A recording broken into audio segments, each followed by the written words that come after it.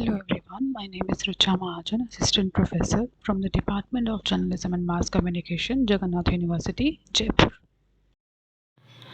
Today I am going to talk about editing, choosing the right image. In this lecture, we will go through several groups of images to see if we can choose the best photos from a shoot. Just like good shooting, the editing process takes time and practice. You first eliminate the bad images, those that are not sharp or well lit. Then look for subtle distinctions that make one photo stand out from the rest. As you are sorting your images, you will develop an eye for good lighting and composition, and of course, an interesting subject too. In the end, this process will make you a better photographer, highlighting where you can improve your next shoot. First is sorting images. Earlier, we saw a photo of lion in a tree at sunset. But of course, not all the images taken on that shoot were stunning as this one. First of all, getting the shot required waiting many hours for the sky to darken, as well as experimenting with the composition, going in tighter or framing from different angles. In the final shot, the spotlight is little bright, but the lion is quite visible in the tree, not blocked by shadows and branches. Another set of images, aerial shot of crater lakes in the Albertine Rift of Uganda, also illustrates the process of sorting images. In the last image, color is good, the horizon is straight, and we have a wide field of view. Getting closer to the lake allowed an additional shot of Cape Buffalo crossing its surface, their trails from a graphic pattern in the water. Both of these shoots offered a healthy number of frames to choose from, covered the elements we have talked about in interesting subjects in dice light. Next is keep in mind that it's hard to find a truly beautiful image if the frame was never taken in the first place.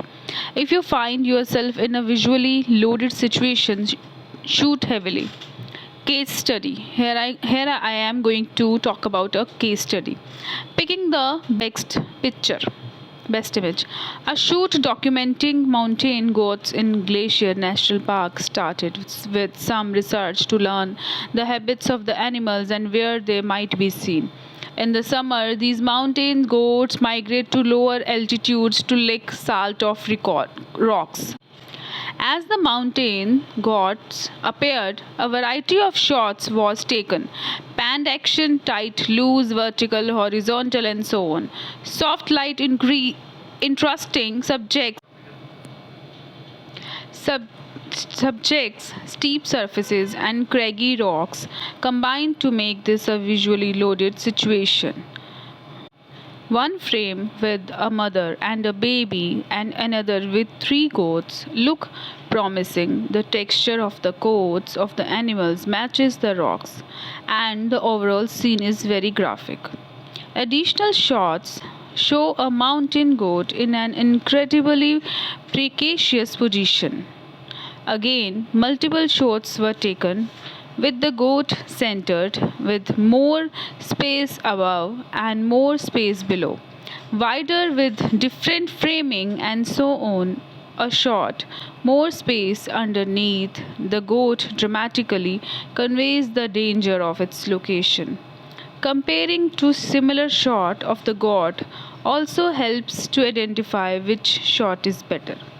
The keeper image shows the god's face a little better, and the composition of its hoof implies the grace of the animal. The framing of the shot includes a good deal of vertical space underneath. Next is a mental editing checklist. When you are editing, you will probably want to make at least two passes through all your images. On the first pass, eliminate any image that are not sharp, especially if the eyes of the subject are not sharp.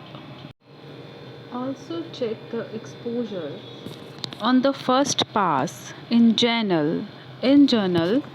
Eliminate any shots that are too dark or too light.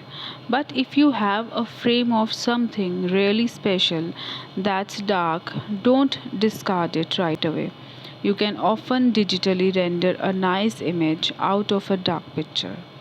Keep in mind, though, that it's usually worth correcting an image digitally only if it's very valuable. For example, a photo of grand old building that has since been demolished. In most cases, it's better to shoot the image correctly in the first place or go back and redo the shot. You will probably keep most images from a shoot even if you do not select them as winners. Simply save them to your storage media and hold on to them. Once you have made a first pass through your picture and eliminated the soft or poorly exposed ones, then you can concentrate on finding the best images. With digital technology, many pictures these days are technically fine but lack a truly interesting subject. When you are looking for a keepers, ask yourself if your photo passes the hey look at the first test. In the other words, would you call someone over to view the scene if it happened outside your window. If you are still stuck trying to find the best of two seemingly equal photos, trust your initial reactions to the pictures. Photo analysis state fairs. A series of shots taken at state fairs illustrates the photographer's thinking in the editing process. The series begins with photos of livestock owners who must sleep at the fair overnight to tend their animals. Some of these images could be improved by using a longer lens.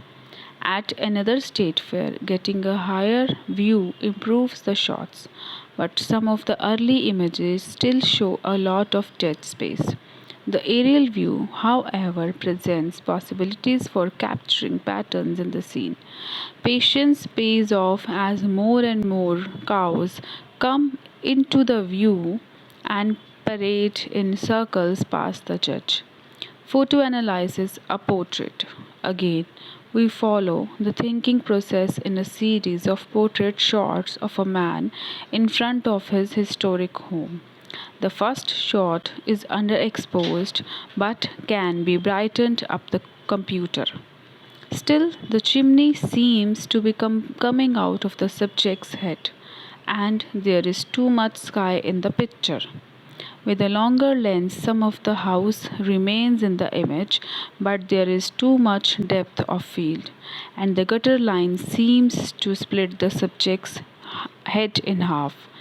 With an even longer lens, a tighter shot, the house is lost. Next slide is behind the lens. Photographer is talking about office photograph in this slide.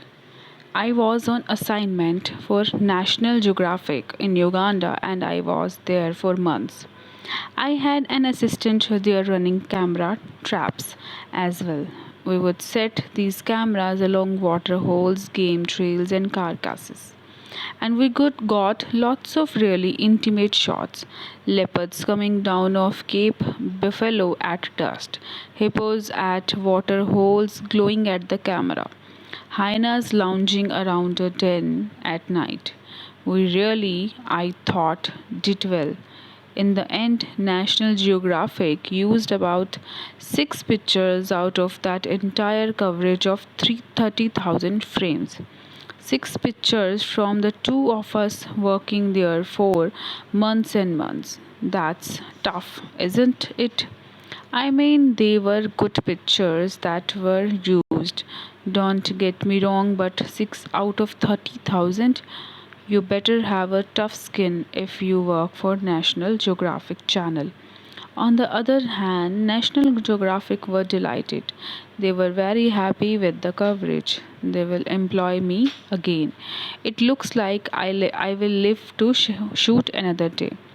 Here, photographer has put his point that he is working for National Geographic Channel, and what is the purpose of this photograph what which he has been shooted. His point is in all this at National Geographic we are not afraid to really hone our edit down to only the very best. You should not hesitate to do the same. Maybe not that drastically, of course, but you need to be fairly brutal in your edits. Nonetheless, bad photos and lack of editing are among the reasons that slideshows have gotten such a bad rap as a snooze fest over the years. But you can avoid falling into the same trap. Next is with a 72 to 200 mm lens. This lens 72 to 200 lens and a change of perspective. The subject stands out against his home, and the columns tell us that the home is an older one. Moving around to find the right frame for the subject makes the photo even better.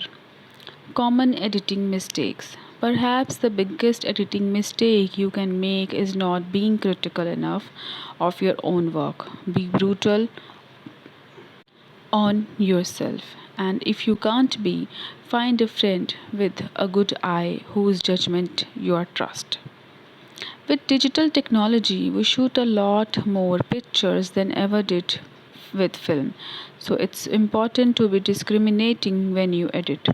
A good photographer can probably find problems or room for improvement in almost any shot. The editing process will make you a better photographer because it shows you what you missed in the field and what to address on your next shoot. When you are narrowing down your picture to find the best shot, put yourself in the editor's shoe. An editor doesn't care how hard you worked or how far you traveled to get a picture. What matter is a well crafted image.